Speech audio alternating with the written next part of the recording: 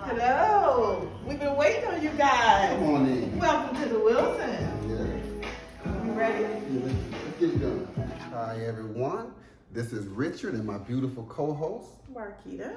and we want y'all to sit down, relax, and please have a cup of coffee with.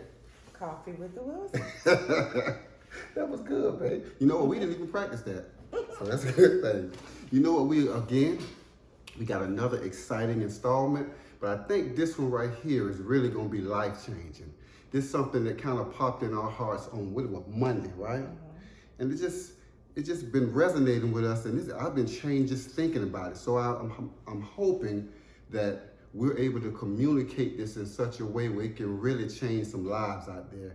You want to introduce the topic? Would you like me to do it? I'll give you the honors, and you can, we can play a little table tennis, whatnot. Well, honestly, I don't remember the topic as you told it to me. Okay, that's why you see it's good to have a 25-cent pen. See, we wrote it down. I don't remember. That was Monday.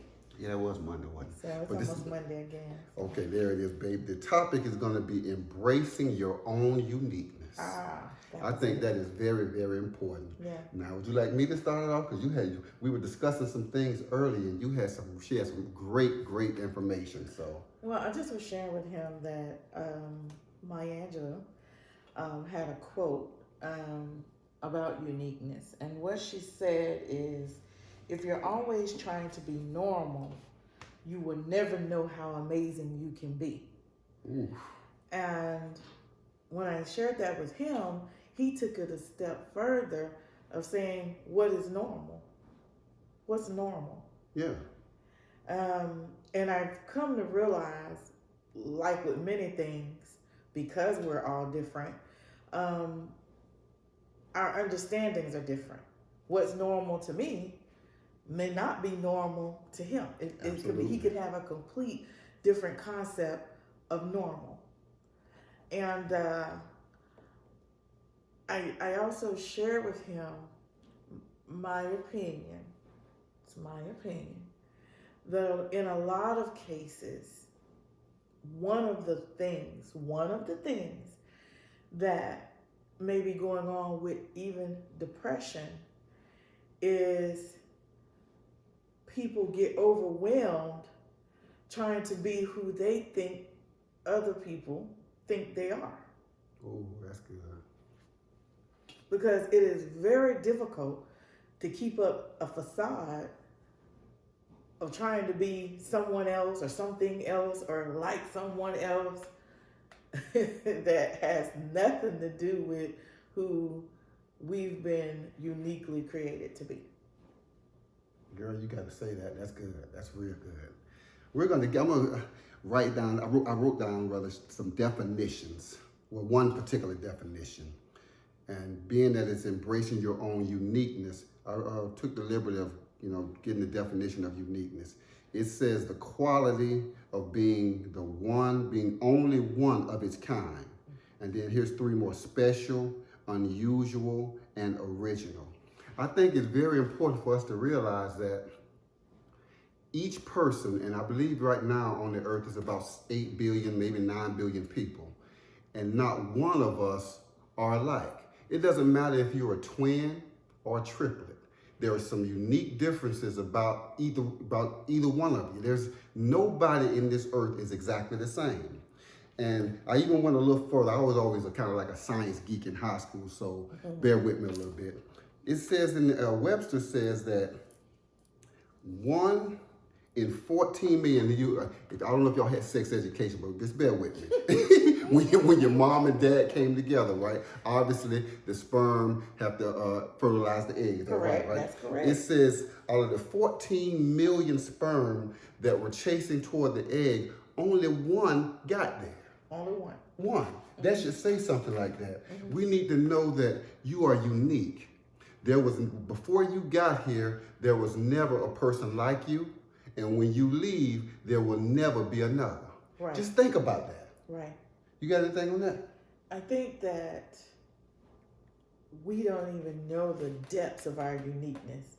Just think about even the tones of our voice. Right. Even how we hear and process. Yeah. All those things are controlled in our uniqueness. Yeah. You know what I'm saying? Like, I've often wondered about the gift of being able to draw. An artist. Right. They have similar traits. A lot of times you can identify artists because there's a way that they carry themselves. Yeah. Yet, they're not the same. No. They don't draw the same. They could have been actually in the same class, learning the same processes, came from the same parents, mother and father, and still be extremely different. I think that's extraordinary. Yeah. I think I as an individual, as an only child, spent a portion of my youth feeling singled out because I was so different, so unique. But it wasn't enough to change or make me abandon that uniqueness. Yeah. I've been labeled as weird and different pretty much all my life. And at 46, I think it's the most invigorating thing about me. Yeah. That I don't want to be like anybody else. I think we need to just get a dictionary and just cross out the words average, right, normal, and ordinary, right, because the truth of the matter is it doesn't exist. Who's average? Who's that? And then who sat down and wrote this down and got people fitting into this box of what they determine what is average? Who gets to determine that? Right. And I think if everybody's trying to be the same, this is going to be one boring place. And even going back into the science about this little sperm thing, with, you know, obviously the DNA and all that stuff is tied into it. Mm-hmm. Like I said, 1 in 14 million sperm, just one, got to the egg. Do you not know that if another sperm would have came beside that one and pushed it out of their way, you could have a totally different personality? Your eyes could be totally different. You could be looking like this. Oh my God. So, for real, it's very important. And then you know what? If we really embraced our uniqueness, I think a vast percentage of bullying would stop. Yeah. Because bullies prey on people that are different or low self-esteem. But if everybody knew, wait a minute, man, I'm okay. I'm all right. It's cool to be me. That's all right. To coin your song, it's cool to be me. Yeah. Because bully, like somebody that's a total narcissist. Yeah. You can't bully a narcissist because he's too full of himself. Too full. Now that's the other end of the spectrum. That's way the other end of the spectrum. We know some of those. Yeah, we know some of those. But this is a really deep topic. But our hope is, and we're not by any stretch of the imagination done, but our hope is that we can reach somebody. If it's just one person that you're thinking that life is not this and you're trying to be like this, you don't have to try to be anybody. You're awesome just the way you are. I'm gonna say this right here because this is my favorite artist and probably singer in the whole world, and his name is Usher. And you know what? I could cut my hair, get on a diet like Usher, get six-pack abs, try to get a falsetto like him. But guess what? But you know what? I can never be Usher. And here's the great thing about it, though. Guess what? Usher can't never be me. Nope. It's only one Richard Wilson. One of you, baby. I'm God's favorite son. That's what I always say. what you got on that? I mean, even as you know, as I age, I begin to look, laugh, walk, just like my mother. And even with that similarity, and I was born of her, from her, we're still totally different. We're not the same. And I think if we connect with our own uniqueness, I think it honestly will help us live a fuller life. Ooh. It opened doors to doing what you were placed on this planet to do. Sometimes we're in a monotonous, meaningless circle in our life because we don't want to embrace, or we're afraid to embrace, or we're embarrassed to embrace who God made us to be. And I think that's something we have to explore. It takes a lot of, I'm not a counselor, so I don't have all the deep psychology And She leave that to me. I leave this to the God. Methods that can get you there. But I think step by step, just starting to identify who you are as a person. Who am I? What makes me who I am? What do I like? Not what people say I should like. What do I like? And knowing that it's okay. That if it doesn't match your friend or your partner or your significant other, it's just fine. Our producer telling us we're up against the clock.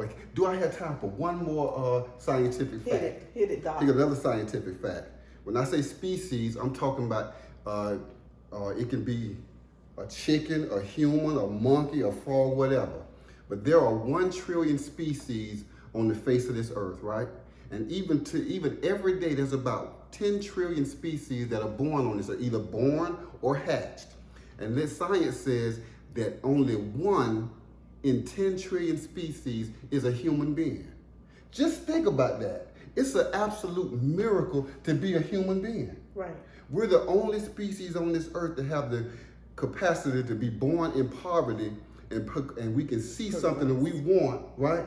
And can change our whole way of life just with a thought and imagination. Animals live, from what I've told, by instinct. Right. Humans, we don't have to. Now, there are some that maybe live by instinct, right, but we don't have to live that way.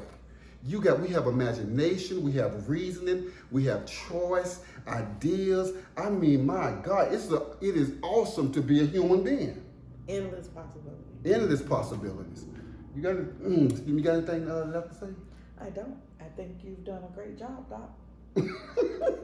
She balances me out. Sometimes I go off on tangents, but it's all love. It's all love, baby.